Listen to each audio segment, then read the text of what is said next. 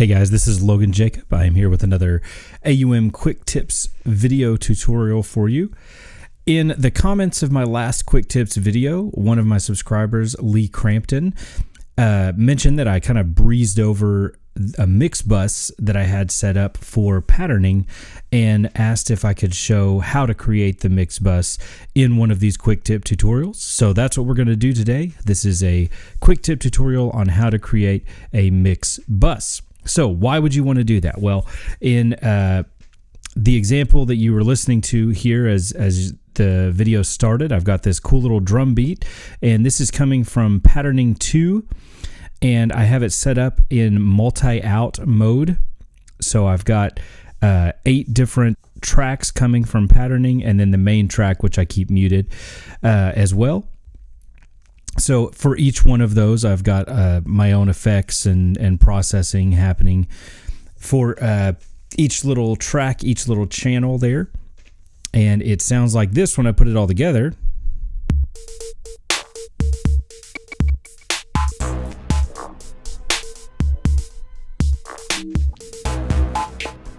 Which I like a lot, but I want to be able to control the entire drum mix with one fader. So if I was going to drop this into a track, as I mentioned in my last video, or add some, bass line or melody or whatever to it, I want to be able to control all of the drums with one fader. So to do that, I need to mix all of these 8 channels down into one single track.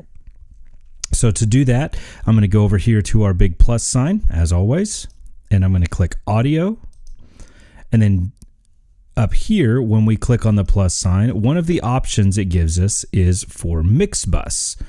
And we've got A through P available as mix buses. So there's a whole bunch of mix buses. I think that's probably enough for any tracks that your processor on your iPad would be able to handle. I have a pretty beefy one, and I've only ever done up to maybe 3 mix buses total before I start to have too many audio channels going at once and have some issues there. But who knows, some of you guys do some pretty crazy stuff.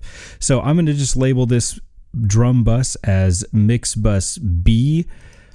Normally I would do A for my mix buses, but that's generally my main mix bus. So if I know I'm going to drop this into another track later, I'm going to go ahead and label it B so that I can save mix bus A for my main mix bus.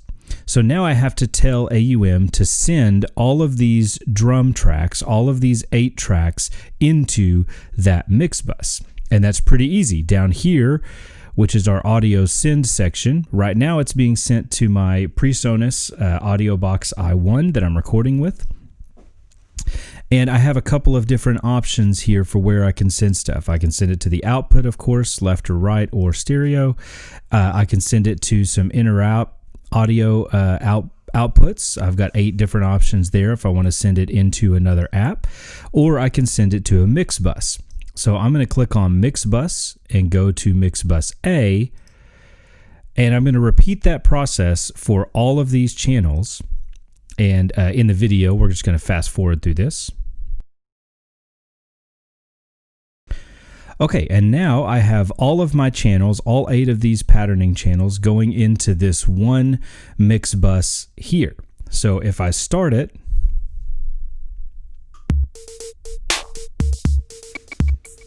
it's going, and now I can duck it down underneath my voice as needed, which is pretty handy. And then I can also add in any effects that I want to apply to the entire drum channel.